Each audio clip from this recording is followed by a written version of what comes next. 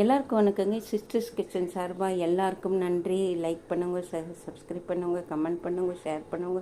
எல்லாருக்குமே ரொம்ப ரொம்ப நன்றி. என்னோடய வீடியோவை முழுசாக பாருங்கள், சப்போர்ட் பண்ணுங்கள். கண்டிப்பாக இன்றைக்கி வடிவேல் சார் சொன்ன தோசை தான்.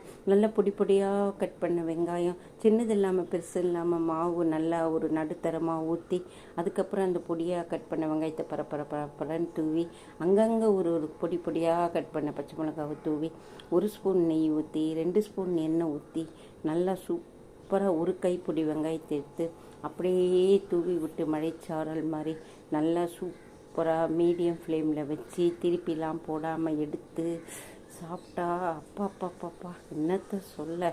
நீங்கள் சாப்பிட்டு பாருங்களேன். இந்த ஆனியன் தோசை பிடிக்காதவங்களே இல்லைங்க, குட்டீஸ் கூட பாருங்கள் ஆனியன் தோசை கேட்குறாங்க. ஆயா எனக்கு ஆனியன் தோசை போட்டு கொடுங்கன்னு. ரொம்ப சூப்பராக இருந்தது. நான் பேசுனது பிடிச்சிருந்தா லைக் பண்ணுங்கள், ஷேர் பண்ணுங்கள்.